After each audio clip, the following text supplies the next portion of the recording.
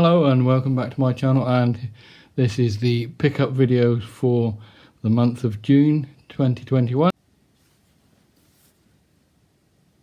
Hello and welcome back to my channel, and this is the pickup video for the month of June 2021. And I must say this month seems to have got out of hand a bit for me. Initially I was only expecting to pick up one thing in June, which would have been the animation Batman The Long Halloween Part 1, but I seem to have picked up quite a bit of other stuff as well, most of it bargains. And starting off here with a cheapie from my local Morrison's, which is No Such Thing as Monsters, an Australian horror, which it's quite good. I quite enjoyed this one, something that's a bit different. And it was only a £5, I think, so nice slip. Well, I must say a lot of these newer ones, really cheap cases these days. It's not much thicker than a bin bag, but there you go. I suppose I've got to make compromises somewhere. But No Such Thing as Monsters, yeah, really quite enjoyed that. And I've decided to do a Brian De Palma rewatch. So I went into CAX online store and managed to pick up 3 of his early works I didn't have, all for really good price. The Wedding Party, although it says Robert De Niro, he's not really the star of it. He's like the 3rd or 4th lead. It's an early film from De Palma, and it's written, produced and directed by Brian De Palma, Wilfred Leach, his lecturer at college, and Cynthia Munro. So it's a bit of a mishmash. All in all, not very good. Bits of it are work. It's funny to see a really chubby De Niro starting off. Not very good in it, actually. Then comes Greetings, again with De Niro. He's not the star, he's 3rd lead, 2nd or 3rd lead in this one. This is a slightly better counterculture comedy from the 60s, taking a swipe at quite a lot of things like computer dating, draft dodging, etc. A lot better film, really enjoyed that one. And even better is Hi Mom, which actually does star Robert De Niro. Another counterculture comedy. This one's following his character from the previous film Greetings, and it's a lot better. There's some really good stuff in this one. So if you're interested in early De Niro or De Palma, check this one out, really. And then I picked up a one from Indicator that I have heard really good things about, and I really did enjoy this. It's a very short film, 67 minutes, the UK theatrical version.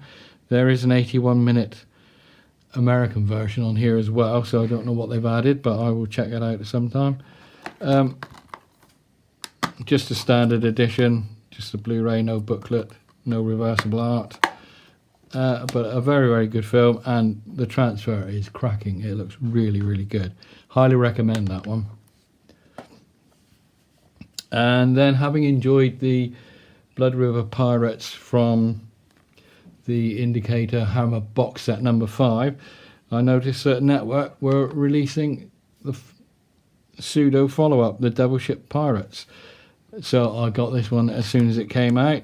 It's another great release from Network, and it's a cracking good film. You've got Christopher Lee as the main pirate. And the transfer on this film is absolutely stunning. It's one of the few films that I've seen that has really blown me away. The first few scenes, you don't realise it because it's a sea battle and there's a lot of gun smoke and cannon smoke obscuring the picture a bit. But the first interior you get, and it just shows what a brilliant transfer it is. It really sort of pops. There's some of the poster artwork from different regions, but this is a good fun film, and as I say, one of the best Blu-ray transfers I've ever seen. Cracking stuff. And then a bit of indulgence, I went on to Amazon USA to pick up the latest Django release, but it was too expensive for me, what with the import duties. But I was trolling around and I noticed the big Gundane in this Grindhouse releasing for this special edition, so I bought this. I have done an unboxing of this if you want to see it, but this is a cracking release. It's got, I'll just quickly show you, it's got the 95-minute expanded US cut, the 110 original director's cut from Italy. It's got the on DVD as well, and it's got the soundtrack, which is done by Ennio Morricone. So this really lovely packaging, this fantastic release. And then there's a local outdoor market which I went to. Normally he just has DVDs, so I'm usually not very interested in what he's got, but he did have a pile of Blu-rays this time, and I decided to pick up a few. They're only £1 each, so I got Hobo with a Shotgun, something I've not seen yet. Hopefully that's going to be quite good. Also picked up Stand Up Guys, mainly because of the cast. I can't remember if I knew anything about this one or not. It just looked like a good cast: Walken, Pacino and Arkin. So give that a watch sometime. London Boulevard, I do remember seeing a trailer for this and thinking it was quite good. So at £1 I thought I'll give that a shot. And Red, which I saw Red 2 in the cinema years and years ago, and I'd never actually seen the first one, so I got that and I thoroughly enjoyed that. I love anything with Helen Mirren in, and it's a really good cast and it's just great fun. And for £1 I think that was a good bargain. And also in the mood for a bit of fun, I picked up the Cornetto trilogy on Blu-ray. This was at a very good price. Obviously seen Shaun of the Dead. I used to have Hot Fuzz on DVD, but that seems to have disappeared. And The World's End I've never really seen all the way through before, so I was looking forward to this. Really enjoyed Shaun of the Dead. Hot Fuzz I watched with my son, who really enjoyed it, and I think it probably tops Shaun of the Dead actually. I think that's a really, really good film. I thoroughly enjoyed that, and looking forward to watching At the World's End. Also, as part of my De Palma rewatch, I picked up Carlito's Way because I haven't had that in any form actually. So that's for a bit later as I get further into my De Palma rewatch. And this is a brilliant film, really, really good. Sean Penn plays the scuzziest person you'd ever like to meet. It's a really, really good film. And I noticed this was at a bargain price, a Murder on the Orient Express with Kenneth Branagh version. I've already seen this in the cinema, really enjoyed it. I know a lot of people think it doesn't match up to the 1974 version, but I think he does a really good job with it. And there is, if you wish, a code, and that redeems by the 31st of the 12th 2021. So if you want a digital copy, whoever's first, you can copy that down, and there you go. Thoroughly recommend this, great film. Really looking forward to is A Death on the Nile to come out, something that's also got put back by COVID, but really looking forward to that. So Murder on, I am actually in the process of reading the book.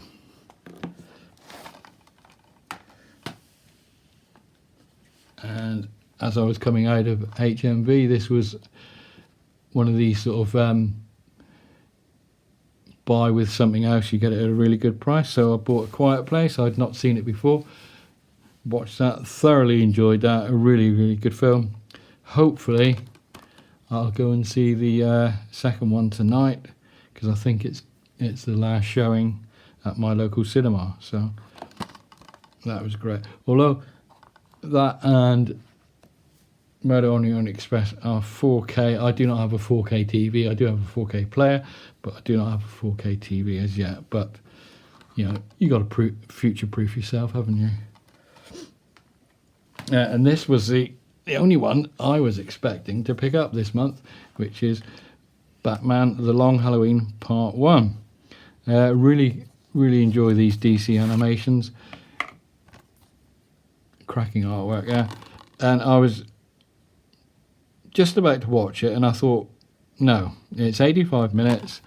I know that the second one will be out before the end of July, and I'm going to watch them all together.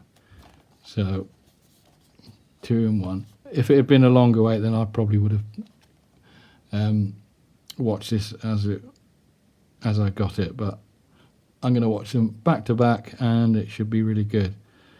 I do love that artwork. Nice slipcase.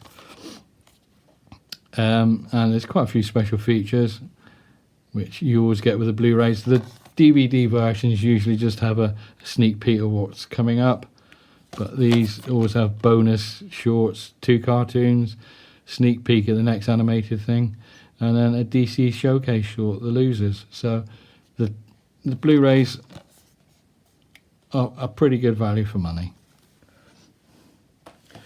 And then I found that Network releasing, well, putting out in their British film titles, Nick Rogue's Insignificant. I haven't seen this for ages and ages. Caught it on Channel 4 late one night many years ago. Really love this film. Surprising it's taken so long to get a decent home media release. But if you like Nick Rogue films, then give it a go. Again, it's got a small booklet. Lots of good writing. I've read the book, it's very good. And I'm looking forward to sitting down and watching that one again. Really nice. And then someone pointed out that this Arrow release, JSA, Joint Security Area, filmed by Park Chang-wook, was at £10 below normal price, so I had to pick it.